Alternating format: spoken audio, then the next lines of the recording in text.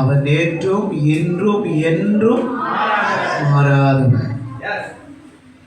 உங்கள் யாவரையும் ஆண்டவராகிய இயேசு கிறிஸ்துவின் ஈடு இணையற்ற நாமத்தினாலே நான் வாழ்த்துகிறேன், வரவேற்கிறேன்.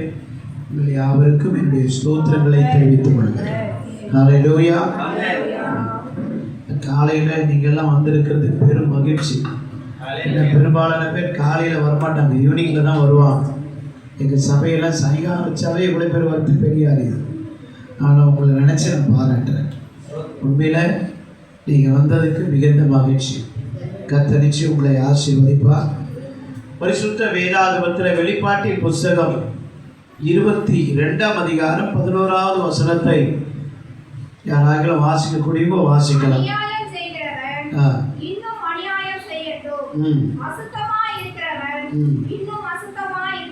இருக்கட்டும், நீதியுள்ளவன்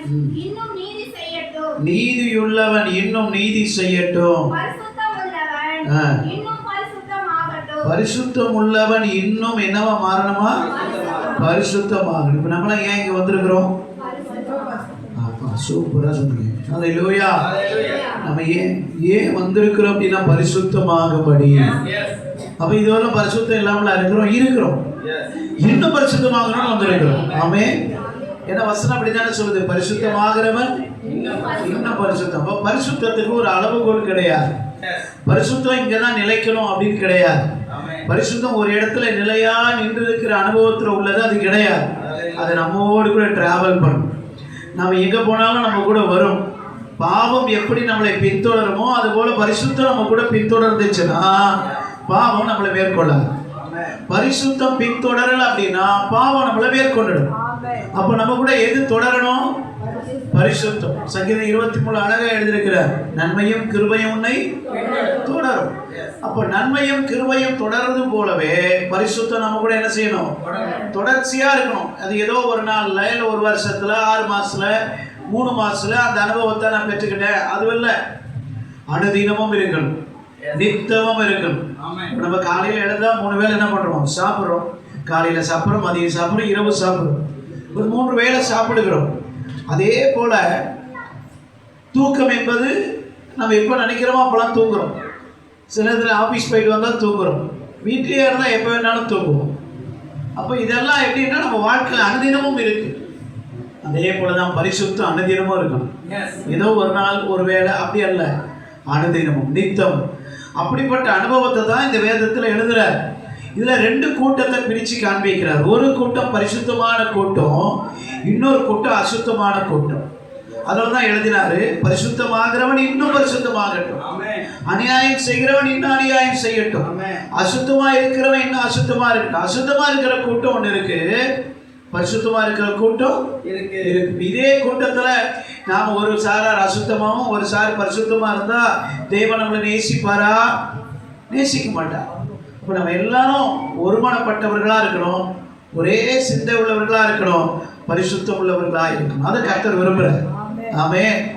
பரிசுத்தம் இல்லாமல் ஒருவனும் தேவ ராஜ்யத்தில் என்ன செய்ய முடியாது? பிரவேசிக்கவே முடியாது. இப்போ பரிசுத்தத்தை ஆண்டவர் விரும்புகிறார். அவருடைய விருப்பம் வாசிங்களா 1 தெசலோனிக்கேயர் 4ஆம் அதிகாரம் 3வது வசனம். அவர் சித்தமே பாருங்க என்னன்னு சொல்றாரு பாருங்க. பரிசுத்தம் தான் அவர் சித்தம்.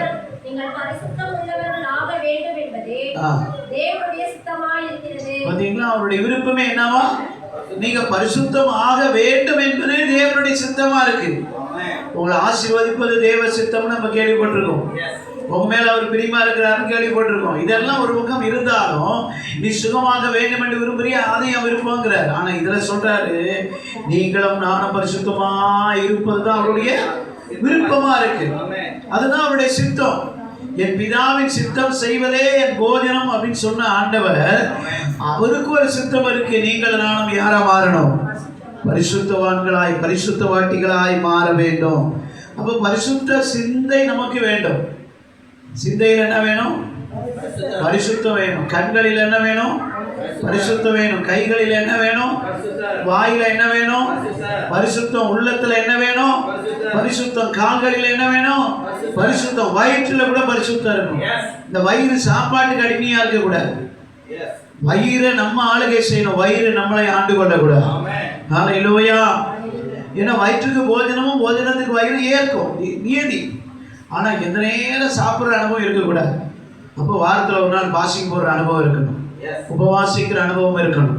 30 நாள், 20 நாள், 21 நாள், 40 நாள், 7 நாள் தேவ சமூகத்தில் நேரம் கிடைக்கும் பொழுது உபவாசித்து ஜெபிக்கிற ஒரு அனுபவம் நமக்கு வேணும். அப்ப இந்த அனுபவம் இருந்தா இந்த வயிறு கூட அவருக்குரியது.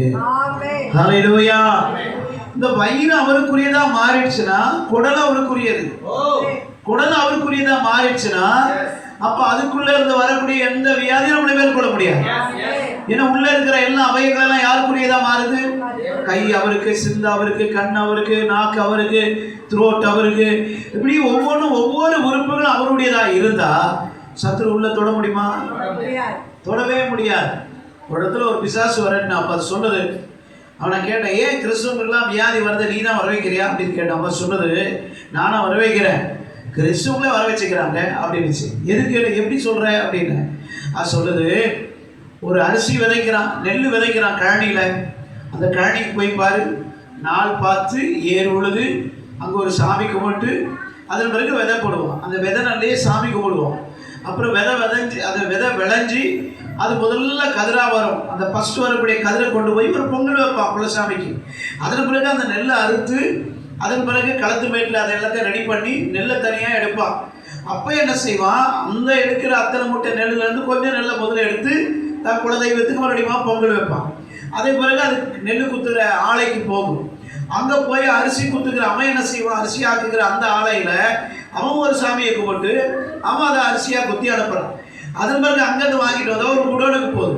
அந்த குடோனில் போனோடனே அவன் ஒரு சாமி கும்பிட்டு அதுக்கு ஊதவத்தியெல்லாம் காண்பிச்சு அவன் அதை என்ன செய்கிறான், அங்கே அதுக்கு ஒரு படையல் போடுறான். அதே பிறகு அது மளிகை கடைக்கு வருது.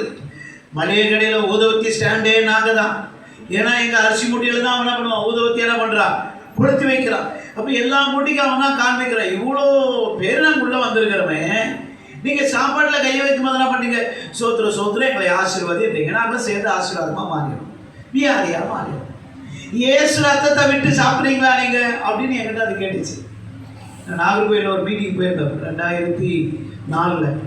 அப்போ இது விரட்டும் போது அது சொல்லுது, ஏசு ரத்தத்தை எவனும் எனக்காக விட்டு சாப்பிட்ருக்கீங்களா நீங்கள்? இல்லையே ஆண்டவரே, இது ரத்தமாக மாற்றும், இந்த ரத்தத்தை ஊற்றுக்கிறேன் அப்படி சொல்கிறீங்களா? சொல்ல மாட்டேன்றீங்களா? சோத்திர ஆண்டவரே, இந்த ஆகாரத்தை ஆசீர்வதியும், தோஷத்தை அகற்றும், இயேசுவின் நாமத்தில் ஆமென். சாப்பிட்ருக்கீங்க. நாங்கள் தோஷமானாங்க, நாங்கள் எவ்வளோ பெரிய ஆள் தெரியுமா நாங்களாம் அப்படின்றது.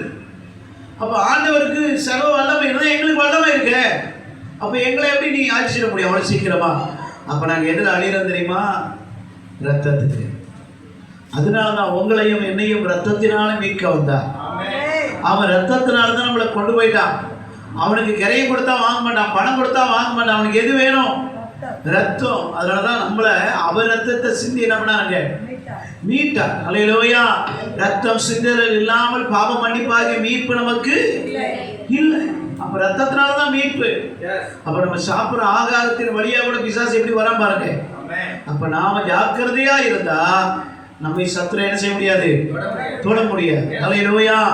அப்ப நம்ம பரிசுத்தமா மாறிட்டோம்னா அப்ப நமக்குள்ள யார் ஆளுகை இருக்கும்? உங்க விரல் அப்படி நீட்டினா பிசாசு வரும், உன் கையை அப்படி உயர்த்தினா பிசாசு வரும், உன் கண்ணால் அப்படி பார்த்தா பேய் நடுங்கும். நீ கண்ணை மூடி ஜெபம் பண்ணா அவனுடைய ஒரு மனுஷனுடைய மறைபொருளை கடவுள் உனக்கு சொல்லி கொடுத்துருவார். நீ நடந்து ஒரு வீட்டுக்கு போகிறேன்னா நீ போகும்பொழுதே பேய் அங்கே ஆட ஆரம்பிச்சிடும். அந்த ஆள் கிளம்பிட்டான், வர வேணான்னு சொல்லு, சுரேஷ் பாஸ்டர் வராரு, வர வேணாம் சொல்லு அப்படின்னு. ஏன்? நம்முடைய ஒவ்வொரு உறுப்புகளும் யாருக்குரியது. அப்போ நம்ம நடந்து போக ஆரம்பிக்கும் பொழுது நமக்கு முன்னாடி தெய்வ மகிமை முன் செல்லும். மோசே மலைக்கு போகும்போது சொல்றார், என் சமூகம் உனக்கு முன்பாக செல்லும். அப்போ சமூகம் என்பது என்ன? அவரே போறார் முன்னாடி, அவர் முன் செல்லுகிற தேவன். அப்ப நீங்க ஒவ்வொருத்தரும் தேவனுக்கு பிரியமா வாழ்ந்துட்டா நீங்க நடந்து போகிற இடத்துல அவர் முன்னாடி போவார். உங்களுக்கு குரணமாய் ஒருவனை எதிர்த்து என்ன செய்ய நிற்கவே முடியாது. நான் மோசையோடு இருந்தது போல உங்க கூட இருப்பேன். அல்லேலூயா. அதனாலதான் அவர் சொல்றாரு, அவருடைய சித்தமே என்ன தெரியுமா? நீங்களும் நானும் பரிசுத்தமாய் வாழ்வோம். நீதிமொழிகளின் புஸ்தகம் 4ஆம் அதிகாரம் 18வது வசனத்தை வாசிங்க. நீதிமொழிகள் 4:18. நீதிமானுடைய பாதை நடுப்பகல் வரைக்கும் அதிகமாய் பிரகாசிக்கிற சூரிய பிரகாசம் நீதிமானுடைய பாதை எப்படிப்பட்டதா இருக்குதா? நடுப்பகல்ல பிரகாசிக்கிற சூரியனை போல இருக்கிறது. அப்போ நம்முடைய பாதை, நம்ம நடந்து செல்கிற வழிகள் எல்லாம் எப்படிப்பட்டதா இருக்கும்? வெளிச்சமா இருக்கும். அப்ப இருள் ஒன்று இருக்கு, வெளிச்சம் ஒன்று இருக்கு. இந்த முழு ரூமையும் இருள் மூடி இருக்கு. பாஸ்ட் வராங்க, நேரம் ஒரு லைட் போடுறாங்க, ஒரே ஒரு லைட் தான் போடுறாங்க. கொஞ்ச நேரம் கழிச்சு பார்த்தா எல்லா இருளும் என்ன செய்யுது? மூடி போயிடுது இல்லையா? அப்போ நீங்க நீதிமானா இருந்தால் நீங்க கால் வைக்கிற இடத்துல இருக்கிற இருள்கள் அகன்று போகும். ஆமே. அப்போ உங்க வீட்டுக்குள்ள இருள் இருக்கலாமா? இருக்கக்கூடாது. அப்படியே இருள் இருக்குதுன்னா அந்த இருள் வீட்டுக்குள்ள இல்லை, எனக்குள்ள இருக்கு. நான் தான் காரணம் சுவாமி. எனக்குள்ள இருக்கிற இருளை என்ன செய்யும்? அகற்றும். நல்லா கவனிக்கல. இப்போ டாக்டர் சொல்றாரு, சுகர் சாப்பிட்டா உனக்கு சுகர் கூடிடும்ங்கிறாரு. அப்போ அவங்க சுகர் என்ன செய்யணும்? சாப்பிடக்கூடாது. எங்கள் பாஸ்டர்ஸ்லாம் தராங்க, என்ன பண்ண மாட்டாங்க? டீயில் சுகர் கம்மி பண்ணிடுவாங்க, லட்டு கொடுத்தா சாப்பிடுவாங்க. எங்கள் பாஸ்டர்ஸ்லாம் எதை சாப்பிடுவாங்க? லட்டு, கேக்கு எல்லாத்தையும் சாப்பிட்ருவாங்க. ஆனால் டீயில் சுகர் கம்மியாக கொடுங்க, சுகர் கம்மியாக கொடுங்கன்னுவாங்க. எனக்கு பயங்கர சிரிப்பாக இருக்கும். அடப்பா, லட்டாக உள்ள சுகர் உள்ளே போகுது, அது பெருசாக தெரியலையா? எதுவும் பெருசாக தெரியலாம்? டீயில். அதான் நான் கிண்டலாம் சொல்லுவேன், இதுதான் வேலையாக போச்சு உங்களுக்கு ஏமாத்துறதுக்கு அப்படின்னு. அதில் எவ்வளோ போட்டு கொடுப்பாங்க, அதில் ஒன்றும் சுகர் கூடாது, அது தண்ணியோட தனியாக கலந்துரும். ஆனால் நீ லட்டு சாப்பிட்ற, கேக் சாப்பிட்ற, அதெல்லாம் சுகர் இல்லையா? என்ன தெரியுமா சொல்கிறேன்? நம்மளை ஏமாற்றிக்கிறோம், அதான் உண்மை. சாப்பிடக்கூடாது முடிவு பண்ணால் என்ன செய்யக்கூடாது? அப்போ சுகர் சாப்பிட டாக்டர்கிட்ட போய் செக் பண்ண அவர் சொல்கிறார், சுகர் எவ்வளோ இருக்குது? 600 இருக்குங்கிற.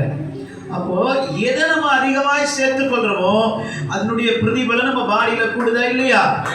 அப்போ அதே போலதான் பாவம் பெருகுனா இருள் பெருகும், பரிசுத்தம் பெருகுனா வெளிச்சம் பெருகும். ஓ, பரிசுத்தம் பெருக பெருக நீ 10 அடிக்கு அந்த பக்கம் வரும்பொழுது இங்க இருக்கிற பிசாசு என்ன செய்யும்? என்னுடைய ஆலத்தூர் அந்த கிராமத்துக்கெல்லாம் போவோம், ஊழியத்துக்கு பைக்கில் தான் கிளம்புவேன். எங்கள் வீட்டில் நான் கிளம்புவேன், நுழம்பூரில் கிளம்ப, அங்கேருந்து ஃபோன் வரும், பாஸ்டர் கிளம்பிட்டீங்களா? கிளம்பிட்டேன் பாஸ்டர், பிரதர் கிளம்பிட்டேன் அப்படின்னு. மதுரவாயில் போவேன், உடனே ஃபோன் வரும், நீங்கள் மதுரவாயில் வந்துட்டீங்களான்னு. ஆமாம், நான் மதுரவாயில் வந்துட்டேன்னு உனக்கு எப்படி தெரியும்? இல்லை பாஸ்டர், இங்கே போய் ஆடி சொல்லிட்டு இருக்குது, வீட்டிலேருந்து கிளம்பிட்டான், மதுரவாயில் வந்துட்டான், கேளம்பாக்கம் வந்துட்டான், திருப்பூரூர் வந்துட்டான், சர்ச்சுக்கிட்ட வந்துட்டான்னு பொத்துன்னு போயிடுச்சு அப்படிம்பான். ஆனால் அது போகாது, போகிற மாதிரி நடிக்கும். நல்லா கவனிங்க. ஆனால் அதுக்கு தெரியுது நான் கிளம்பிட்டேன், நான் என்ன பண்ணுறேன், நான் எங்கே ஒரு இடத்துல டீ குடிக்கிறேன்னு சொல்லுதான். அப்போ என்னை எவ்வளோ வாட்ச் பண்ணுது பாருங்க. அப்போ கிட்ட போகும்போது சொல்லுது, ஐயோ வரக்கூடாதுன்னு நினச்சனே வந்துட்டானேன்னு விழுந்துச்சு. ஆனால் அது போகலை. இப்போ நல்லா புரிஞ்சுங்க, நம்முடைய வெளிச்சம் இருளை என்ன செய்யும்? அப்போ உங்களுக்குள்ள என்ன இருக்கு? வெளிச்சம் இருக்கா இல்லையா? யாருக்கெல்லாம் டவுட் இருக்கா? உங்களுக்குள்ள வெளிச்சம் இருக்குல்ல? 1 யோவானின் புஸ்தகம், யோவான் எழுதுகிற புஸ்தகம் 1ஆம் அதிகாரம் 9 வாசிக்க. 1:9 யோவான் 1:9 வாசிக்க.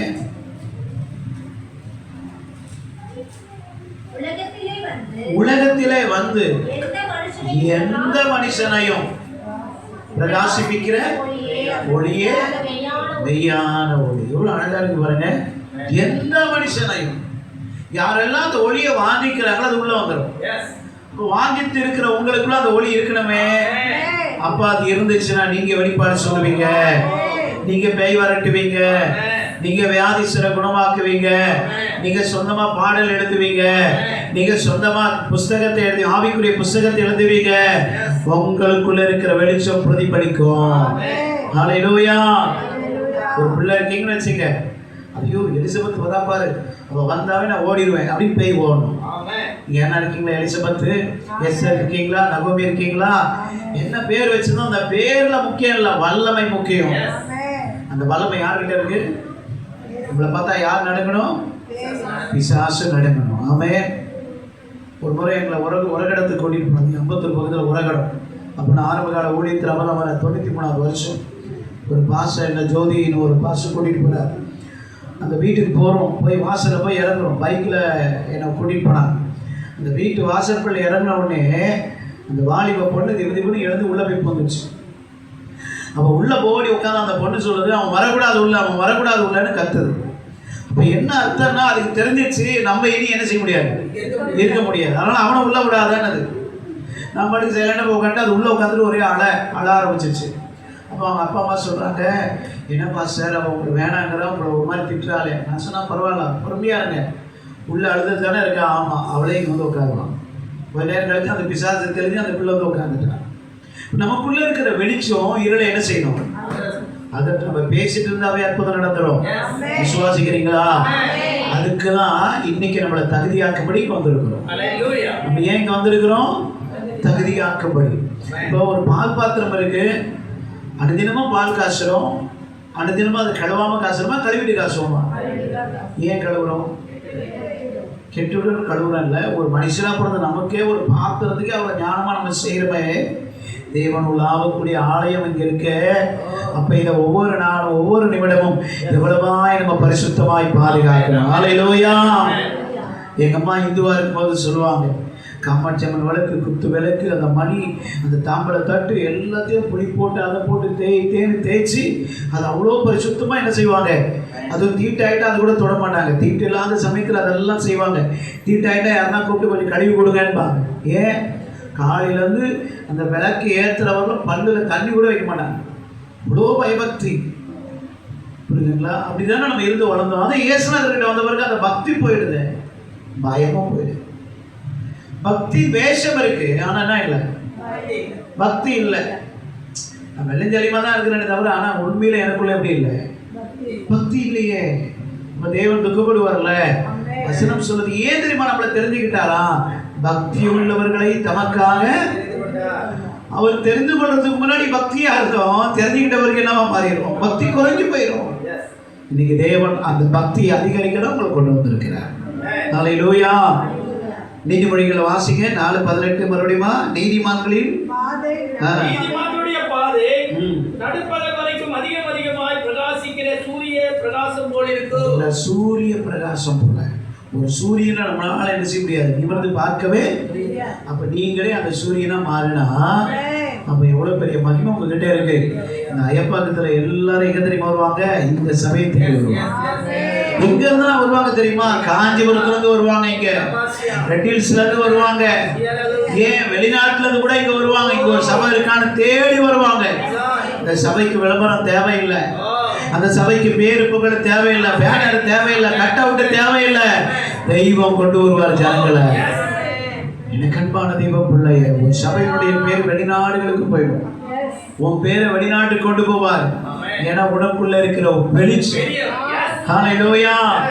எந்த மனுஷனையும் பிரகாசிப்பிக்கிற ஒளி, அந்த ஒளி தான் இயேசு கிறிஸ்து. இயேசுநாதர் பிறக்கும் பொழுது வானத்துல ஒரு நட்சத்திரம் தோன்றியது. அந்த நட்சத்திரம் அநேகருக்கு வழிகாட்டியது. அப்போ அதே போல உனக்குள்ள இருக்கிற வெளிச்சம் அநேகருக்கு நல்ல வழி காண்பிக்கும். அந்த நட்சத்திரமா நீங்கள் நான் என்ன செய்யணும்? மாறணும். ஹல்லேலூயா. நம்ம வழிகாட்டுற நட்சத்திரமா இருக்கணும், யுத்தம் பண்ணுகிற நட்சத்திரமா இருக்கணும், துதிக்கிற நட்சத்திரமா இருக்கணும், பாடல் பாடுகிற நட்சத்திரமா இருக்கணும். அப்படி நட்சத்திரம் இருக்கு வேதத்துல, சரிங்களா? காலத்தை கணிக்கிற நட்சத்திரம் இருக்கு இல்லையா? ஆண்டோடைய சத்தத்துக்கு கீழ்ப்படுகிற நட்சத்திரம் இருக்கு. எனக்கு அன்பான தேவனுடைய பிள்ளைகள், நாம் அந்த நட்சத்திரங்களாய் மாறணும். மாறணும்னா அனுதினமும் நம்மளை என்ன செய்யணும்? தகுதிப்படுத்திக் கொள்ளணும். எப்படி ஒரு பால் பாத்திரத்தை தகுதியாக்குனாதான் அடுத்த நாள் பால் காசும் போது அந்த பாத்திரம், அந்த பால் திரும்பி போகாம கெட்டு போகாம இருக்கு. அதே போலதான் ஒவ்வொரு நாளும் தூங்கி எழுந்தவனை, ஆண்டவரே இன்னைக்கு நான் தகுதி இல்லாதவப்பா, என்னை ஒரு விஷயமாய் கழுவும், என்னை பரிசுத்தப்படுத்தும், நீர் என்னை நிரப்பும், நீர் என்னை ஆண்டு கொள்ளும். என் சரீரத்தில் இருக்கிற அத்தனை அவயங்களும் உமக்கு சொந்தம். இப்படி சொல்லிட்டு போய் பாருங்க, உங்க உடல் பொருள் ஆவி எல்லாம் அவருக்குரியது. உங்களுக்குள்ள தீமை வருமா, இருள் வருமா, பாவ எண்ணம் வருமா, இச்சிக்கிற எண்ணம் வருமா? வராது, எல்லாமே அழியும். பாருங்க, ஆவியில பரிசுத்தாவி இருக்கு, அசுத்தாவி இருக்கு. அப்ப ஆவியில பரிசுத்தமும் இருக்கு, அசுத்தமும் இருக்கு. இப்ப நமக்குள்ள இருக்கிற ஆவி என்ன ஆவி? அப்ப இந்த பரிசுத்தாவி என்ன ஆயிடக்கூடாது, கெட்டு போய்விட கூட. பைபிள் 2 கொரிந்தியர் புத்தகம் 7ஆம் அதிகாரம் 1ஆவது வசனம் சொல்லுது. 2 கொரிந்தியர் 7:1 யாராவது கொஞ்சம் வாசிங்க. 2 கொரிந்தியர் 7:1. இப்படிப்பட்ட வாக்குத்தத்தங்கள் நமக்கு உண்டாயிருக்கிறபடினால் பிரியமானவர்களே, மாம்சத்திலும் ஆவியிலும் உண்டான எல்லா அசுசியும் நீங்க நம்மை சுத்திகரித்துக் கொண்டு தேவ பயத்தோடே பூரணப்படுத்த கடவோம். பரிசுத்தமாகுதலை தேவ பயத்தோட பூரணப்படுத்திக் கொள்வோம். அல்லேலூயா. பூரணப்படுத்திக் கொள்ள வேண்டும். அப்ப மாம்சத்திலையும் அசுத்தம் இருக்கு, எதுலயும் இருக்கா? ஆவியிலையும். அப்ப அது என்ன ஆவி? அசுத்த ஆவி, கெட்ட ஆவி. அப்ப அந்த ஆவியை வெளியே என்ன செய்யணும்? அனுப்பணும். நல்லா கவனிங்க. மாம்சத்துல பரிசுத்தம் இல்லை, என்ன உண்டாகுது? அசுத்தம். மாம்சம் எங்க இருக்கு? எனக்குள்ளதான் இருக்கு. என் மாம்சத்தின்படி தான் நான் வாழறேன். சில நேரங்களில் ஆவியானவரை மாம்சம் ஜெயிச்சிடும். ஆவியானவர் வந்து போரிடுறவரே கிடையாது. அவர் வந்து ஜெர்மன் பர்சன். யாருக்கிட்டே வாக்குவாதம் பண்ண மாட்டார். நீங்க உங்களுக்கு அவரை பிடிக்கலன்னா அவர் தானே ஒதுங்கி போயிட்டே இருப்பார். உங்களுக்கு பிடிச்சிச்சுன்னா அமைதியாக இருப்பார். பிடிக்கல அப்படின்னா நீங்கள் நினைச்சாவே போதும் ஒதுங்கிட்டு வருவார். அவ்வளோதான். அப்போ நல்லா கவனிச்சிங்க. அந்த ஆவியானவர் உள்ளே இருக்கணும்னா சிந்தை, நம்முடைய பார்வை, நம்முடைய பேச்சு எல்லாத்திலும் நம்ம எப்படி இருக்கணும்? அப்போ ஆவியானவர் உள்ளதான் இருக்கிறாரு. சில நேரத்தில் நம்ம என்ன பண்ணுறோம் தெரியுமா? திடீர்னு கெட்ட வார்த்தை பேசுவோம், திடீர்னு கண்களில் ஏதோ ஒன்று நினச்சி இச்சிப்போம், சிந்தையில் வேற ஏதோ ஒன்று கொண்டு வந்துடுவோம். இப்போ ஆவியானவர் புழு போல நெளிவார். ஏன்னா அவனால் உள்ள இருக்க என்ன செய்யல, பிடிக்கல. இப்படி வந்துடுச்சு உடனே ஆண்டவரே அறியாம நடந்துச்சுப்பா, என்னை மன்னிச்சிருங்க, என்னை விட்டு மட்டும் நீங்க போகாதீங்கன்னு சொல்லிட்டா இருந்துருவார். ஆனா நீங்க அறிக்கை செய்யல, ஒரு நாள் 2 நாள் 3 நாள் பார்ப்பாரு, சொல்லாம கொள்ளாம வெளியே போயிடுவார். சவுல் என்கிற ராஜா இருந்தாரு. அந்த ராஜா மேல அபிஷேகம் ஊற்றப்பட்டது. ஆனால் அவர் மேல இருந்த அபிஷேகம் வெளியே போனதே அவர் என்ன செய்யல, உணரவே இல்லை. ஆவியானவர் அவர் விட்டு போனதே அவர் தெரிந்து கொள்ளாமல் இருந்தார். அதனாலதான் அவருடைய வாழ்க்கையில தோல்வி, கடைசியில் அவர் இறந்து போகிறார். நம்முடைய வாழ்க்கையில எந்த சூழ்நிலையா இருந்தாலும் நம்ம என்ன செய்யக்கூடாது தெரியுமா? ஆவியானவரை இழக்கக்கூடாது. ஆவியானவரை நம்ம எக்காரணத்து கூட இழக்கவே கூடாது. ஆவியானவருடைய உதவி நமக்கு மிகவும் அவசியம். ஒவ்வொரு நாளும் சொல்லலாம், ப்ளீஸ் பண்ணி ஆவியானவரே என் கூட இருக்க அப்படி சொல்லலாம். அப்ப அந்த ஆவியானவர் இருப்பதற்கு அவருக்கு பிடிச்சதெல்லாம் என்ன? பரிசுத்தம், ஜெப வாழ்க்கை, வேத வாசிப்பு, கீழ்ப்படிதல், பரிசுத்தம், இதெல்லாம் அவர் விரும்புவார். வசனத்தை வாசிக்கிற பிள்ளைகளா இருக்கணும். இதெல்லாம் இருந்தால் அவருக்கு உணவு. மாம்சத்துக்கு எது உணவு? நம்ம சாப்பிட்ற ஆகாரம் உணவு, அது பலன். ஆவிக்கு எது பலன்? உபவாசிப்பது, ஜெபம் பண்ணுவது, வேதம் வாசிப்பது, காத்திருப்பது, நல்ல பாட்டு பாடுவது, இப்படி இதெல்லாம் அந்த ஆவியானவருக்கு பலன். அப்போ மாம்சத்துக்குரிய ஆகாரத்தையும் கொடுக்கணும், ஆவிக்குரிய ஆகாரத்தையும் கொடுக்கணும். இந்த ஆவிக்குரிய ஆகாரம் பெருகும் பொழுது மாம்சத்துக்குரிய அந்த மாம்சத்தின் கிரியைகள் அழிக்கப்படும்.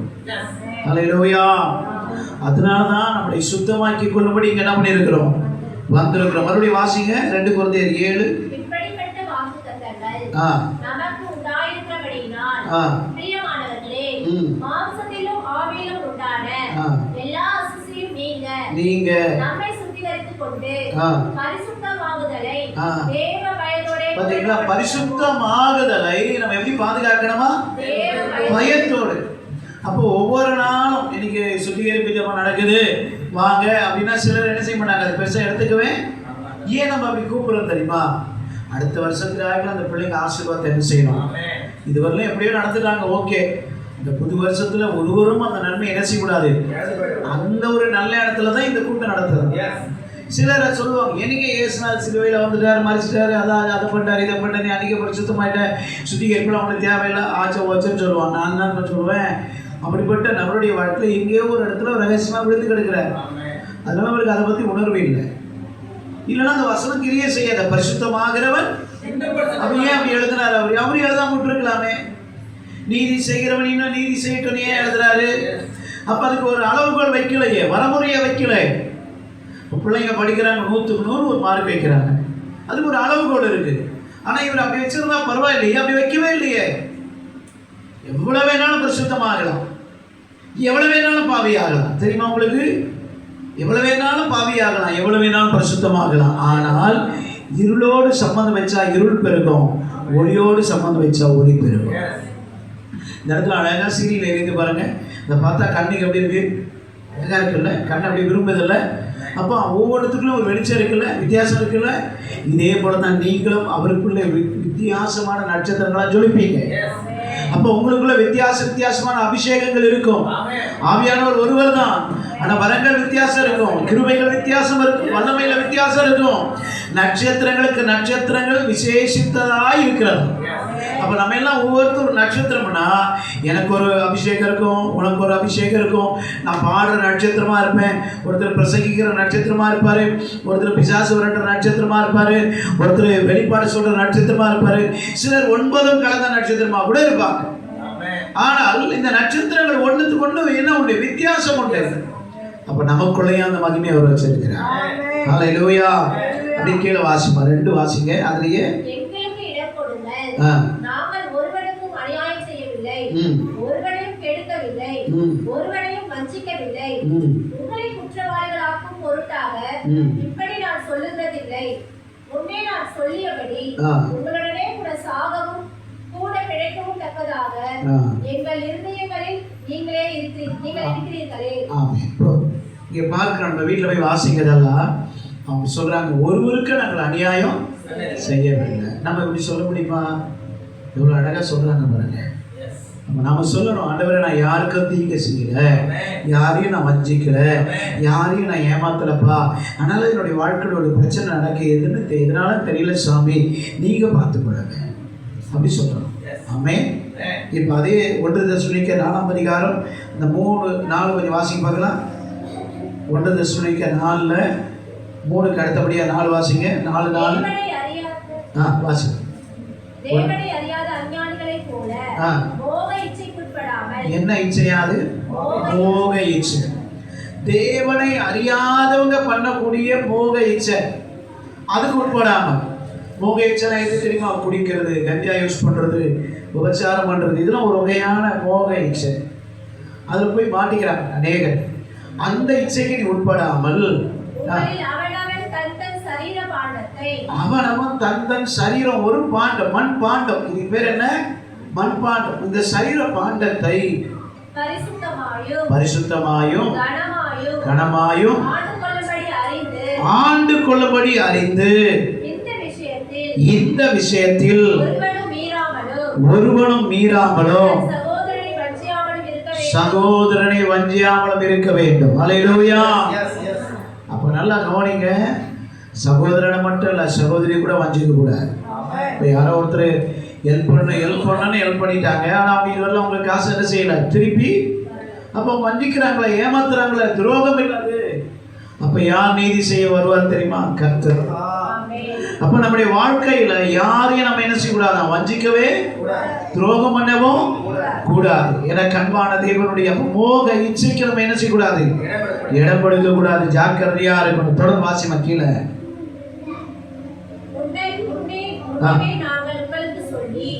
சாட்சியாக எச்சரித்தபடியே இப்படிப்பட்ட விஷயங்கள் எல்லாவற்றையும் குறித்து கர்த்தர் நீதியை சரிகட்டுகிறவராய் இருக்கிறார். ஆமென். ஹல்லேலூயா. தேவன் நம்மை அசுத்தத்திற்கு அல்ல பரிசுத்தத்திற்கே அழைத்திருக்கிறார். பாத்தீங்களா? எதுக்கு அழைச்சாரு நம்மள? அப்ப நம்முடைய அழைப்பை நம்ம என்ன செய்யக்கூடாது? விட்டு விடக்கூடாது. அதனாலதான் சபையில சொல்றாங்க பரிசுத்த ஓய்வு நாள் ஆராதனை. இந்த பரிசுத்தவான்கள், பரிசுத்த வாட்டிகள் அப்படின்னு பேர் இருக்கு பாருங்க சபையில. நீங்க எல்லாரும் பரிசுத்தவான்கள். அப்போ இந்த பரிசுத்தவான்கள் என்கிற பேர், பரிசுத்த ஓய்வு நாள் ஆராதனை என்கிற பேர், பரிசுத்த மெய்விவாங்க அழைப்பு, இதற்கெல்லாம் பொருந்தும். லவ் பண்ணிட்டு அதுக்கு பரிசுத்த மெய்விவாங்கன்னு நான் அதை ஏற்றுக்க மாட்டேன். அது பரிசுத்தம் கிடையாது. ஏன்னா அது அப்பா அம்மா பார்த்து ஓகே பண்ணி கொண்டு போகிறது பரிசுத்தம். நானா பார்த்துக்கிட்டேன், ஓகே, அது கூட தப்பு கிடையாது. நானா பார்த்துட்டு அப்பா அம்மா கிட்ட சொல்லி முடிவு பண்ணி வருது, ஓகே. ஆனால் அவங்க லவ் பண்ணியிருப்பாங்க, ஊருக்கே தெரியும், அப்புறம் ஒரு நோட்டீஸ் போடுவாங்க, பெரியவங்களா பார்த்து ஏதோ ஒன்று பண்ணி கல்யாணம் தான் பண்ணி வைப்பாங்க. அவன் அதுக்குள்ள 2 வருஷம் எங்கன்னா சுற்றி இருந்திருப்பான். இப்போ கல்யாணம் பண்ணி வைப்பாங்க. ஆனால் அந்த நோட்டீஸில் போடுவாங்க பரிசுத்த மெய்விவாங்க அழைப்பு. ஊழியக்காரங்க வந்து கல்யாணம் பண்ணி வச்சுட்டு போயிடுவாங்க. ஆனால் தேவன் அதை ஏற்றுக்கொள்ள மாட்டார். ஏன்னா என்னுடைய எல்லாத்தையும் யார் அங்கீகரிக்கிறார்? கர்த்தர். அப்போ பரிசுத்தமாகிறவன் இன்னும் பரிசுத்தமாகிறான். பரிசுத்தமாகுதல் தேவ பயத்தோடு பாதுகாக்கணும். அதுக்காக வந்து லவ் பண்ணுறது தப்புன்னு சொல்ல மாட்டோம். விரும்பினியா ஓகே, அப்பா அம்மா கிட்ட சொல்லி இந்த பொண்ணை நான் விரும்புகிறேன்ப்பா, எனக்கு இந்த பொண்ணு வேணும், நீங்கள் பேச்சுவார்த்தை பண்ணி என்ன பண்ணுங்க. உடனே 2 ஃபேமிலியும் பேசிக்கலாம். ஓ பையன் நல்ல பையன், குடும்பம் நல்ல குடும்பம், ஓகேங்க, எங்கள் பொண்ணை உங்களுக்கு என்ன செய்யணும்? கொடுத்துரும். அது நியதி. ஆனால் சிலர் பாருங்க, அப்பா அம்மாவை பகைச்சிக்கிட்டு எங்கேயோ ஓடுவாங்க. கடைசியில் கொஞ்ச நாள் நல்லா இருப்பாங்க, அப்புறம் ஒரே பெரிய பிரச்சனையாகி இந்த பொண்ணு வாழ வெட்டியாக போயிடும். இதெல்லாம் வாழ்க்கையில் நம்ம பண்ணக்கூடாது. அதெல்லாம் உலகத்தார் பண்ணலாம், நாம் என்ன செய்யக்கூடாது? மோக இச்சையில் இது ஒன்று, பிறனுடைய யாதொன்று இச்சையாது இருப்பாயாக. இப்போ யாருடைய பொருளையும் நான் என்ன செய்யக்கூடாது? இச்சிக்கவே. இந்த சபைக்கு வந்தால் பார்த்தேன், ஓ இதெல்லாம் ரொம்ப அழகாக இருக்குது, சுரேஷ் பாஸ்டர் இதில் ஒன்று கொடுத்துருங்க, அதில் ஒன்று கொடுத்துருங்க, நான் கேட்டு போனால் அப்போ நான் என்னவாயிட்டேன்? நான் கேட்டால் கொடுத்துருவார், அது வேற. ஆனால் என்னுடைய எண்ணம் என்னவாயிடுச்சு? இச்சிக்கிறேன்ல, தப்பு தானே அது. இதை பார்க்கலாம், தப்பு கிடையாது. தொடலாம், அது கூட தப்பு கிடையாது. அதுக்கப்புறம் நான் திருடி போனால் தெரியாமல் தூக்கி போயிட்டேன், அது பாவம் தானே. இப்போ ஒரு தோட்டத்தில் பூ இருக்குது, செடியில் பூ இருக்குது, இந்த பூவை பார்க்கலாம், ஆனால் பறிக்கலைன்னா அதுக்கு உரிமையானவர் யாரும் அவர்கிட்ட என்ன செய்யணும்? கேட்கணும். அது ரோட்டு ஓரத்தில் கூட தொங்கிட்டு கிடக்கும், அதுக்காக நம்ம போகிறவங்களாம் பறிச்சுட்டு போட முடியுமா? முடியாது. அந்த உரிமையானவங்களை கேட்குறேன்ல, அதுதான் பரிசுத்தம். அப்போ எதையுமே நம்ம கேட்டு செய்யறோமாங்க கர்த்தரோடு கூட, அங்கே பரிசுத்தம் இருக்கும். கேட்காம செய்யணும்னா அங்கே திருடு. அப்போ அங்கே தேவ திட்டம் என்ன செய்யாது? நிறைவேறாது. அல்லேலூயா. எனக்கு அன்பான தேவ பிள்ளையே, 2 கூட்டம் இருக்குன்னு சொன்ன. முதல்ல ஒரு கூட்டம் பரிசுத்த கூட்டம், இன்னொரு கூட்டம் அசுத்த கூட்டம். அசுத்த கூட்டம் என்ன பண்ணும்? கலாத்தியர் 5ஆம் அதிகாரம் 19 வாசிங்களேன். மாம்சத்தின் கிரியைகள் வெளிரங்கமாய் இருக்கின்றன. அவையாவன விபச்சாரம், தேசிதனம், அசுத்தம், காமவிகாரம், விக்கிரகாராதனை, பில்லி சுழியம், பகைகள், விரோதங்கள், வைராக்கியங்கள், கோபங்கள், சண்டைகள், பிரிவினைகள், மார்க்க வேதங்கள், பொறாமைகள், கொலைகள், வெறிகள், களியாட்டுகள் முதலானவைகளே. அல்லேலூயா. அது முதலையானவைகளே. முதல்ல பார்த்துருக்கீங்களா? ஆலயம் அப்படிடும் வெளிக்கிடும். அப்போ இத்தனை சுபாவம் எத்தனை இருக்கு தெரியுமா? அதுக்குள்ள 17 சுபாவம் இருக்கு. இந்த 17ல் ஏதாவது ஒன்று ஒட்டிட்டு இருந்தா கூட ஏன் பாத்திரம், ஏன் பாண்டம் தீட்டா போயிடும், ஏன் பாண்டம் கெட்டு போயிடும். பாருங்க, ஒரு 10 லிட்டர் பால் இருக்கு, ஒரே ஒரு கொஞ்சம் உப்பு கொண்டு அதில் போட்டுருங்களேன், 2-4 கல் உப்பு அதில் போட்டு பாருங்க, பால் என்ன ஆகிடும்? ஒரே ஒரு சொட்டு எலுமிச்சை பழத்தை விட்டு பாருங்களேன், அது என்ன ஆகிடும்? தயிராகிடும். அவ்வளோதான், முடிஞ்சு போச்சு. அப்போ பாருங்க, அது எவ்வளோ, அதெல்லாம் தான் அதுக்கு பேர் பால். தூய்மையாக இருக்குது இல்லை? அதை பார்த்தாவே இப்படி தான் இருக்குது, அவ்வளோ வெண்மையாக இருக்குது. என்னைக்காச்சும் அதை பார்த்து உன்ன மாதிரி நான் இல்லையேன்னு கவலைப்பட்டிருக்கீங்களா? நான் கவலைப்படுவேன், வாங்கும் போதுவா உன்னை போல நான் இல்லையேன்னு கவலைப்படுவேன். எவ்வளோ கனமாக இருக்குது. அதை உருக்குன்னா என்ன பண்ணுறது? அது காசுன பிறகு அது வந்து ஆடை வருது, ஆடை எடுத்து சேமித்து வச்சு அப்புறம் அது என்ன பண்ணுறாங்க? வெண்ணெய் ஆக்குறாங்க, வெண்ணெயை உருக்குறாங்க, நெய்யாக வருது, என்னென்னலாம் வருது பாருங்க. அதுக்குள்ளே இருந்து மோர் செலுப்புறாங்க, மோர்லேருந்து வெண்ணெய் எடுக்கிறாங்க. பாலை மட்டும் இல்லை, எத்தனை தன்மை அதுக்குள்ளே இருக்குது பாருங்க. நம்ம பரிசுத்தமாக மாறிட்டா நீ பிசாசு உரட்டுவேன், வெளிப்பாடு சொல்லுவேன், பிரசங்கம் பண்ணுவேன், பாட்டு பாடுவேன், போகிற இடமெல்லாம் உனக்கு ஓஹோன்னு பேர் கிடைக்கும். ஏன் தெரியுமா? உன் பரிசுத்தத்தை இழக்கக்கூடாது. நான் சொல்லுவேன், பரிசுத்தமாக ஒரு மனுஷன் வாழ்ந்தானா பிஸியாக இருப்பாங்க, அவன் பிடிக்கவே முடியாது. பரிசுத்த சீர்கேடு இருந்தால் அவன் சோம்பேறியாக இருப்பான். நான் தான் சொல்லுவேன், சில பிள்ளைங்க இருப்பான் வீட்டில் குடிக்கவே மாட்டான், அவனை குடிடான்பான். ஏன்னா அவனுக்கு வேலை வெட்டி எதுவுமே கிடையாது, அதனால அவன் என்ன செய்ய மாட்டான்? குளிக்க மாட்டான். இதுனா இப்போ ஸ்கூல் போகணுமா, காலேஜாக போகிறேன், இப்போ வீட்டில் தானே இருக்கிறேன், குளிச்சிக்கலாம் விடு. நான் படிக்கிற காலத்தில் இப்போ அதெல்லாம் இல்லை. அப்போலாம் சுரேஷ் பாஸ்லாம் படிச்சிருப்பாங்க, கதையானாலும் கசக்கி கட்டு கூலாக இருந்தால் கூட என்ன பண்ணுமா? இப்போ யார் அதெல்லாம் செய்யணும்? பரிசுத்து பாருங்க. நாமளே என்ன செய்யணும்? உள்ளவும் சுத்தமாக இருக்கணும், சுத்தமாக இருக்கணும், ரெண்டுத்திலும் சுத்தமாக வச்சுக்கணும். அப்போ அதுவும் கிறிஸ்தவனா பிறந்த நாம் எப்படி இருக்கணும்? பயபக்தியாக இருக்கணும். சரி, ஒரு வசனம் வாசிங்க. தானியேல் 12:10 நான் முடிச்சிடுறேன். தானியேல் 12:10.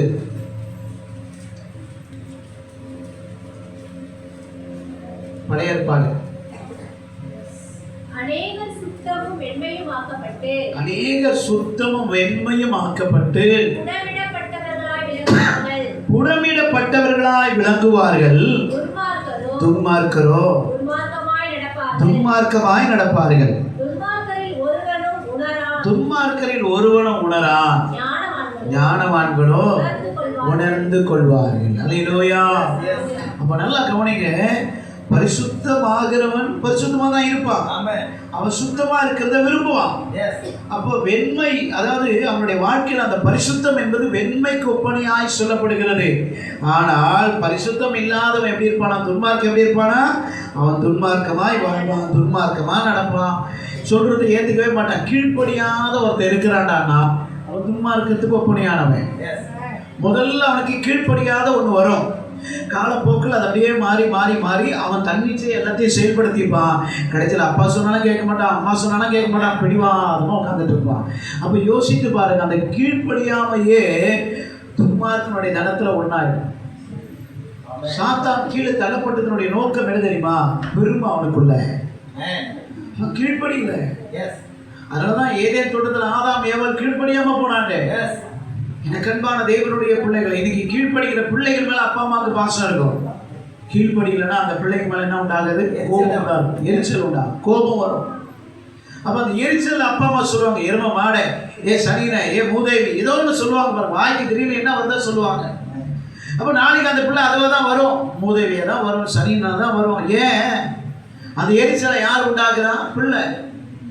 அப்பா அம்மா கூடும் போதே போயிட்டா அந்த அப்பாவுக்கு ஒரு சந்தோஷம் இருக்குப்பா. கூப்பிட்ட உடனே என்ன பண்ணுது? முடியாது. அப்போ அவங்க சொல்லுவாங்க, எனக்கு பிடிச்ச பையனை இவன் தாங்க அப்படின்பாங்க.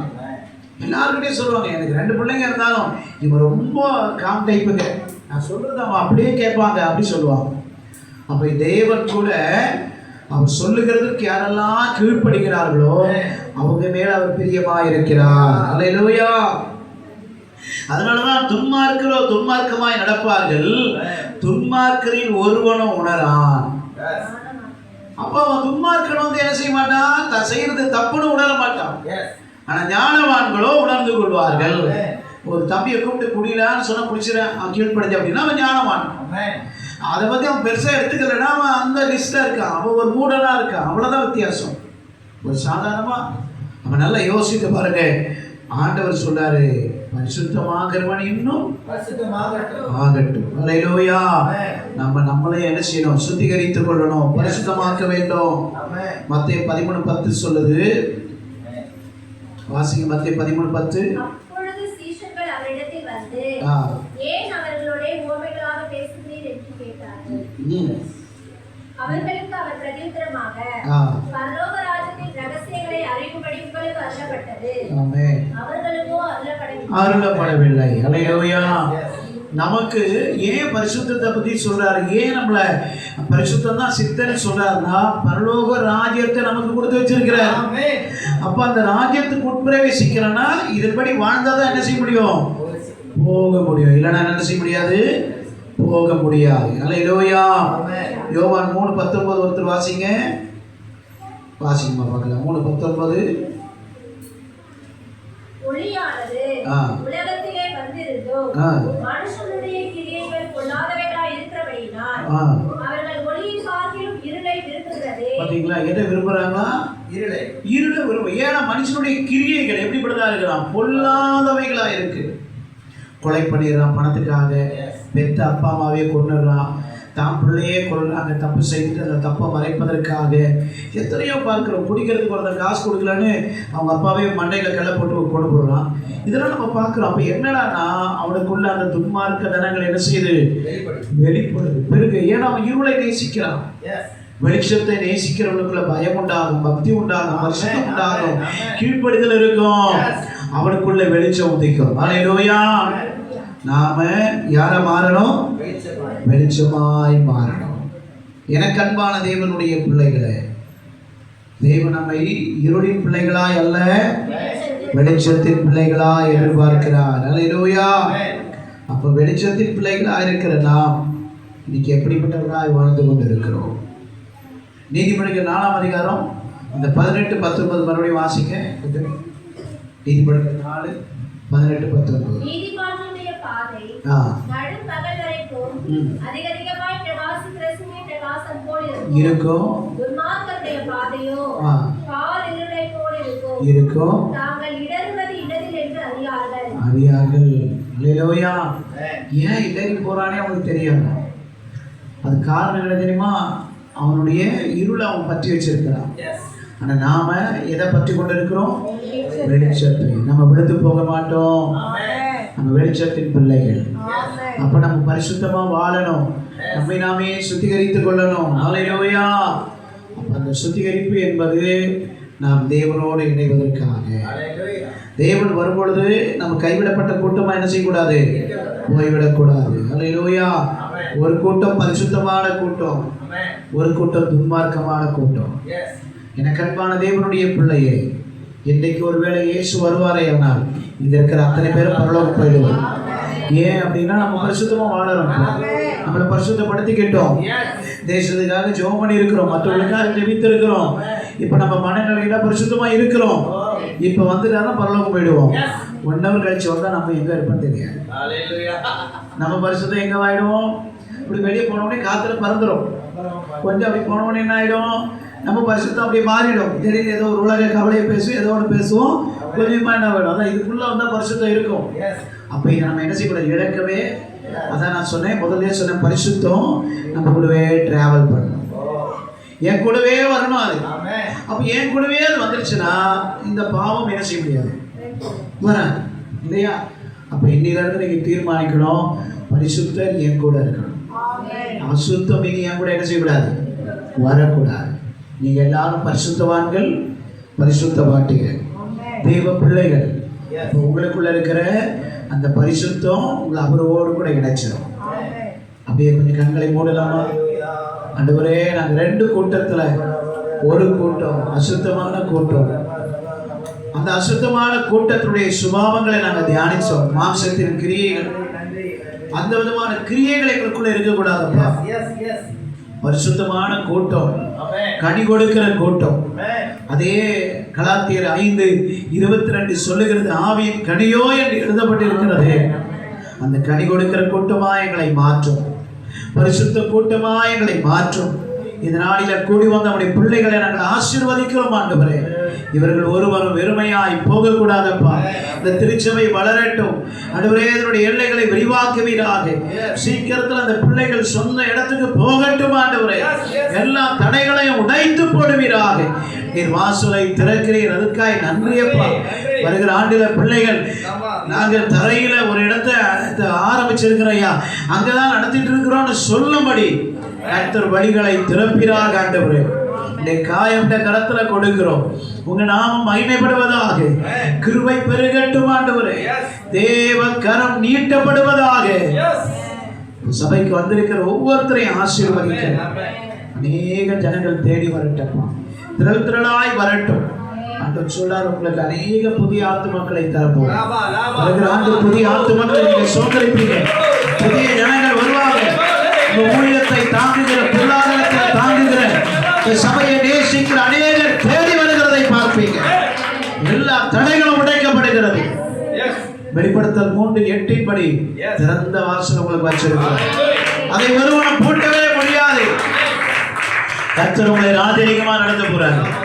படிக்கிற பிள்ளைங்களா நல்ல மார்க் எடுப்பீங்க. பிள்ளைகளுக்கு வேண்டிய ஞானத்தை கர்த்தர் வச்சிருக்கிறார். உங்க குடும்பங்கள் ஆசீர்வாதத்தை பெறும். இந்த வருஷத்துல எதெல்லாம் நீங்க எதிர்பார்த்து கிடைக்கலையோ அது வரப்போகிற ஆண்டுகளை நீங்க பெற்றுக்கொள்ளதான் போறீங்க. ஜனவரி மாதம் 1ஆம் தேதி கர்த்தர் உங்க வாழ்க்கையில நிறைவை தருகிற ஆண்டு. ஷபலபரபோ ரிபலபரபோ ரேகந்தரா கர்த்தரிபிலபோ ரியாத்தியா ரானா ரேகந்தரா கர்த்தரிபிலபோ. உங்க பாத்திரம் நிரம்பி வழியும். வாழ்க்கையில ஒரு நன்மையும் குறைவிடாது. பாத்திரங்கள் நிரம்பி வழியும். ஜீவனுள்ள நாளெல்லாம் உங்களை பரிசுத்தம் தொடரும், நன்மை தொடரும், கிருபை தொடரும். நீ அசுத்தம் உங்களை தொடராது. கர்த்தர் கூட இருக்கிறார். ஆண்டவரை நீங்க பிரத்யட்சமா பாப்பீங்க. தெய்வ தூதர்கள் உலாவுகிற வீடா உங்க வீடு இருக்கும். துதியின் சத்தம் உங்க வீட்டுல இருக்கும். ஜெபிக்கிற சத்தம் வீட்டுக்குள்ள இருக்கும். உங்களுடைய ஆவிக்குள்ள நீ களி கூறுவ. தேவ மகிமை உங்க மேல இறங்கி இருக்கிறது.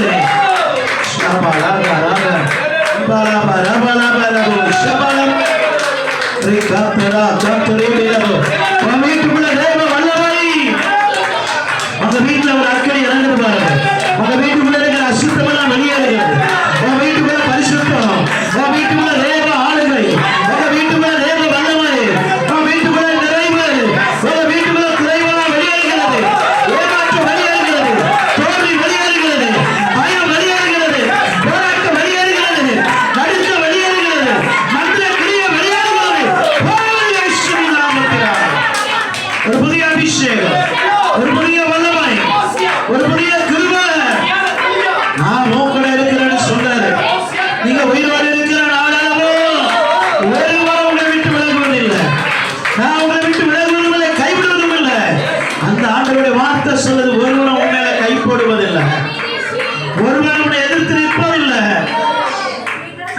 அவர் உன் கூட இருக்கிறார். அவர் உங்களோடு கூட இருக்கிறார். படிக்கிற பிள்ளைகளோடு கூட இருக்கிறாரு. எனக்கு அன்பான தெய்வ பிள்ளையே, வருகிற ஆண்டு அதிக பனிப்பொழிவு இருக்கின்ற சென்னையிலேயே அதை பார்த்தோம். டெல்லியில அதிகமா இருக்கும். அமெரிக்கா தேசத்துல ஒரு ஒரு ஒரு பகுதியை அப்படியே காலி பண்ணிட்டே மக்கள் அந்த ஊரை விட்டு விலகி போயிடுவாங்க. அவ்வளவு பனிப்பொழிவு இருக்கு போகும். அதனால ஸ்கின் சம்பந்தமான பிரச்சனை வரப்போகுது. நம்மளை கர்த்தர் மட்டும் தான் பாதுகாக்கணும். இதெல்லாம் தொடர்ந்து ஜெபிக்கணும். ஸ்டார்டிங்ல பனி பொழியும்போது நமக்குலாம் சந்தோஷமா இருக்கும், ஆச்சரியமா இருக்கும். ஆனா போக போக அது வியாதியா மாறும். எனக்கு அன்பான தெய்வ பிள்ளைகளை, நம்மளை பாதுகாக்கிறவர் தேவன் மட்டும்தான். யாரும் நம்மளை பாதுகாக்க முடியாது. அதனால பரிசுத்தத்தை பயபக்தியோடு காத்துக்கொள்வோம். சபையை கர்த்தர் ஆசீர்வதிப்பார். ஆண்டவர் இந்த சபையை மேன்மேலும் பெருக செய்ய போகிறார். சீக்கிரத்தில் ஒரு சொந்த இடத்துக்கு நீங்க போவீங்க. புது வருஷத்துல அடிக்க மாட்டீங்க. நன்றி ஆண்டவரே. ஒரு இடத்துல ஒரு ரோட்டு ஓரமா இருக்கு, ஒரு 3 சென்ட் இடம். அதுக்கு அந்த ஒரு குறிப்பிட்ட ஒரு 3 சென்ட்டுக்குள்ள அந்த இடம் இருக்கு. சீக்கிரத்தில் உங்களுக்கு தரப்போகிறாரு ஆண்டவர். அதுக்கான எல்லா வழியும் திறக்கிறாரு. இங்கே அதனுடைய அடையாளம் செங்கல் திப்பு அடிக்க வச்சிருக்காங்க. அந்த இடத்துல செங்கல் அடக்கப்பட்டு திப்பு இருக்கும். அதுதான் அந்த இடம் தான் விற்பனைக்கு இருக்கு. சீக்கிரமா வரப்போகுது உங்களுக்கு. அந்த இடத்துல புல் எல்லாம் முளைஞ்சிருக்கு. தேவன் அனுகூலமான காரியத்தை செய்வார். ஆனா அது ரோடு ஒட்டி தான் இருக்கு. குறைஞ்ச ரேட்டுக்கு வரும். கர்த்தர் உங்களுக்கு தரப்போகிறாரு. அனுகூலமான காரியங்களை செய்ய போகிறார். சொல்லிட்டு விடாதீங்க. இந்த நெருக்க மாறும். கர்த்தர் உங்களை விசாலத்துக்கு கொண்டு போவாரு. நன்றி ஆண்டவரே. கடந்த முறை நான் வரும்பொழுது ஒரே வெயில், பயங்கரமான மாற்றம், பிரசங்கமே பண்ண முடியல, அந்த மாதிரி இருந்தது. ஆனால் இந்த முறை பாருங்க, அப்படியே அமைதியா நல்லா அழகா பண்ணி வச்சிருக்காரு. அதுக்கு முறை சொந்த இடத்துல சொந்த இடத்துக்கு கொண்டு போவார். பிள்ளை என்னை கொண்டு போகிற இடங்களில் இதுவெல்லாம் தேவன் வார்த்தையை பொய்யாக்குனது.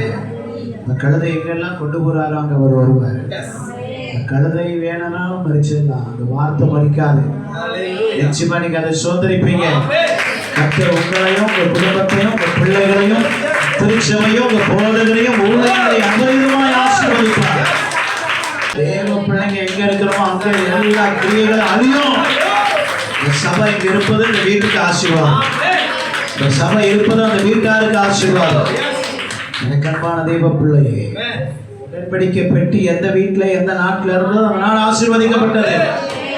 இந்த தெய்வ மனுஷன் உடன்படிக்கை பெட்டி இவங்க இருப்பது அது பெரிய ஆசீர்வாதம். எனக்கு அன்பான தெய்வ பிள்ளையே, என்னிலிருந்து பாசக்கும் நல்ல விடுதலை, பாசமாவுக்கு நல்ல விடுதலை, பிள்ளைகளுக்கு நல்ல விடுதலை. கர்த்தர் உங்களை ஆசீர்வதிக்கிறார். ஆதியாகமம் 12:2 நான் உங்களை ஆசீர்வதிக்கவே ஆசீர்வதித்து கொடுக்கவே பிறக பண்ணுவேன். உங்க பேரை நான் பெருமைப்படுத்துவேன். நீங்க ஆசீர்வாதமா இருப்பீர்கள் என்று கர்த்தர் சொல்லுகிறார். அப்படியே செய்கிறதுக்காய் நன்றி. இயேசுவின் நாமத்தில் வேண்டிக் கொள்ளுகிறோம் நல்ல பிதாவே. பேசுங்க. அது பரத்திலிருந்து வந்தது, அது ஜோதியின் பிதாவிடத்திலிருந்து வந்தது, அது தேவ ஞானம். எஸ் எஸ் பரத்திலிருந்து வராவிட்டால் ஒருவனை எதையும் பெற்றுக்கொள்ள முடியாது. ஏன்னா பரத்திலிருந்து வந்தாதான் நமக்கு அது பிரயோஜனமா இருக்கும். நல்ல கரந்தை ரீபா லாபா ரபா ரபா இனோஷா லெகோனியா கதர்சியா கரபா யாலவா. ஒரு வார்த்தையும் வீணோ வந்தாவா போகவே கூடாது. நம்ம ஒவ்வொருவரின் அந்த வார்த்தை நம்ம புடல்விட்டு இருக்கும். அதை நம்மளை பரிசுத்தப்படுத்தும். தேவனுக்கு ஏற்ற பரிசுத்தம். நான் பரிசுத்தர் ஆகையால் நீங்களும் உங்கள் நடக்கைகள் எல்லாவற்றிலும் பரிசுத்தமா இருங்க. அதனாலதான் ஐயா சொன்னாரு, பரிசுத்தம் இன்னும் பரிசுத்தமாகட்டும். ஹல்லேலூயா. யார் அசுத்தத்தை தேடுவான்? இருள இருக்கிறவன் தான். ஆனா வெளியே வந்தானா அவனுடைய அந்தரங்கெல்லாம் வெளியேறணுமே. அதனாலதான் இருளுக்குள்ளே இருப்பான். ஹல்லேலூயா. நாம் அப்படிப்பட்டவர்கள் அல்ல. வேத வசனத்தை கேட்கிறோம், வேத வசனத்தின்படி நடக்க நம்ம என்ன பண்றோம்? ஒப்பு கொடுக்கிறோம். வசனத்தின்படி நடக்கிறதுனாலதான் கர்த்தர் அப்படியே நம்ம நடத்தப்படுகிற நல்ல கரத்தை அவரை நாம உயர்த்துவோமா? ஹல்லேலூயா ஹல்லேலூயா ஹல்லேலூயா. அப்படியே கட்டளை போடுவோம். வானத்தையும் பூமியை படைத்த சர்வ தேவனே, இந்த மதிய வேலையிலும் ஆண்டவரே எங்களோடு கூட இடைப்பட்டீர் ஆண்டவரே. உண்மையாவே ஊழியக்காரோடு கூட நீ இருக்கிறீர் என்பதை அவர் வாயிலிருந்து புறப்பட்ட ஒவ்வொரு வார்த்தைகளும் ஆண்டவரே அது ஆண்டவரே உன்னத எங்களுக்கு ஆண்டவரே ஆண்டவர் தம் எங்களுக்குள்ளே கிரியைகளை நடப்பிக்கிறதா இருக்கிறபடினாலே நாங்கள் உங்களுக்கு நன்றி செலுத்துகிறோம். ஆண்டவரே அப்படிப்பட்ட ஆண்டவர் உணர்வுள்ள ஆவியங்களுக்கு நீங்க தந்திருக்கிறீங்களா, அதற்காக உங்களுக்கு நன்றி ஆண்டவரே. ஆண்டவரை பேசின ஊழியக்காரரையும் அவருடைய ஆண்டவரை மனைவி ஆண்டவரை மகளையும் ஆசீர்வதியும் ஆசீர்வதியும் ஆண்டவரே உமக்கு நன்றி. ஆண்டவரே ஒரு கிளை சபைகள் ஆஸ்வதிக்கப்படட்டும் ஆண்டவரே. விசேஷமா ஆண்டவரே அந்த திருவற்காட்டில் அந்த ஆண்டவர் சபையானது ஆண்டவர் விரைவில் கட்டப்படணும், அதற்கான வழிவாசல் ஏற்படுத்தப்படுவதாக, பரத்திலிருந்து ஒத்தாசை வருவதாக. அநேக அதிகாரிகள் தலைவர்கள் தேடி வந்து ஆண்டவர் ஐஸ்வர்யவான்கள் தேடி வந்து அந்த இடத்திலே ஆண்டவரே ஸ்தோத்திரம் ஆண்டவரே ஊழியக்காரருக்கு எல்லாவற்றையும் தேவனை சந்திக்க அப்படிப்பட்ட இதயத்தை தருவீராக. ரிவா நமோஷ கனியா கலாத்துரா நகா ஞானமா கலசியா தரவா. நீங்க திரும்ப திரும்ப சொல்றீங்க என்னால் செய்யக்கூடாத அதிசயமான காரியம் என்று கேளுன்னு சொல்றீங்க. எது கேட்கிற எவரு பெற்றுக்கொள்ளவா, பெற்றுக்கொள்ள இடத்திலே நாம் இருந்தா ராமா நியா தூரா நீங்க நகோதரவோ நீங்க சகல் கலத்தியாரவோ தரவோ நாங்கள் பெற்றுக்கொள்வோம் ஆண்டவர். உண்மைதான நம்பி வந்திருக்கிறோம், உண்மைதான நம்பி வந்திருக்கிறோம். யாரிடத்துல போவோம்? நித்திய ஜீவ வசனங்கள் உம்மிடத்தில் உண்டு. உம்முடைய வசனம் எங்களை ஆற்றும், எங்களை தேற்றும், எங்களை வழி நடத்தும், எங்களை பலப்படுத்தும். கிறிஸ்துக்குள்ளாக எங்களை பலப்படுத்தும் ஆண்டவரே, நிலைநிறுத்தும் ஆண்டவரே. அதற்காக நன்றி ஆண்டவரே. அப்படியா நீ குடும்பத்தில் ஆஸ்வதிக்கப்படுவதற்காக நன்றி. அது மாத்திரமல்ல அந்த இடத்துல ஆலயம் ஆண்டவரை புதுப்பிக்கப்படுவதற்காக உமக்கு நான் நன்றி செலுத்துகிறோம். வருகிற வருஷத்திலே அதையும் பிரதிஷ்டை பண்ண அதை கண்காண கிருபை செய்ய போகிறேன். அதுக்காக உமக்கு நன்றி. வேலை செய்ய தொடங்கிட்டீங்க, தொடங்குறவங்க நீங்க தான், முடிக்கிறவங்க நாங்க தான். அதுல உங்களுடைய நாம தான் மகிமைப்படுது. எங்களுக்கு இல்லப்பா, எங்களுக்கு அல்ல கர்த்தாவே, எங்களுக்கு அல்ல, எல்லாம் உங்களுடைய நாமத்துக்கே மகிமை வர பண்ணோம் ஆண்டவரே. இந்த நாளிலே வந்த ஒவ்வொரு பிள்ளைகளையும் பேர் தனித்தனியா ஆசீர்வதிங்க. வராத பிள்ளைகளுக்கும் ஆண்டவர் இதை காணும்போது ஆண்டவர் இன்னும் அவர்கள் விசுவாசத்திலே பரிசுத்தத்திலே வளரத்தக்கதான கிருபையை தந்தருவீராக. ஆண்டவரே வந்த அருமை ஊழியக்கார சகோதரனுக்காக நான் வருகிறேன். அவரை ஒரு குடும்பத்தை மூழியத்தை ஆசீர்வதிங்கப்பா. வரங்களை கொடுத்திருக்கிறீங்க, வல்லமைகளை கொடுத்திருக்கிறீங்க, அது உமக்காக பயன்படுத்துங்க. ஆண்டவரே இங்க துதிக்கும் போது பரலோகத்துல சந்தோஷம்ப்பா. ஆண்டவரை துதிக்கும் போது ஆண்டவரே எங்கள் மத்தியில தேவனை நடுவில் மகிமைப்படுத்த உதவி செய்திருக்கிறீங்கப்பா. இதற்காக நன்றி ஆண்டவரே. துதினால் தான் விடுதலைப்பா, விடுதலை. அது துதிக்கும் பொழுது அநேக காரியங்கள் எங்களை விட்டு விலகினதற்காக உமக்கு நன்றி. புதிய பலத்தினால் எங்களை இடை கட்டினதற்காக உமக்கு நன்றி. அதனுடைய பலனை ஆண்டவரை அவர்கள் அருங்கத்தக்கதாக கத்த கிருபை செய்வீராக. சகல விதமான நன்மையினால் நிரப்பப்பட்டிருக்கிறோம். வருகிற ஆண்டிலே அவரை குறித்து என்ன சித்தம் வைத்திருக்கிறோ, திட்டம் வைத்திருக்கிறோ, அதை நிறைவேற்ற முடிக்கும் அளவும் அவரை விடாதிரும். யோசேப்புக்கு சொன்னதை நிறைவேற்றினீங்க, யாக்கோபுக்கு சொன்னதை நிறைவேற்றினீங்க. சொல்லியும் செய்யாதிருக்கிறோ, அது நீ செய்வீர் என்று நாம் நம்புகிறோம். நம்புகிறதுக்கு நீ நல்லவராகவே இருக்கிறீர், அவருக்கு நன்மை செய்வீர். அவர்களோடு வெட்கப்பட மாட்டீர் என்பதை நாம் அறிந்திருக்கிறோம்.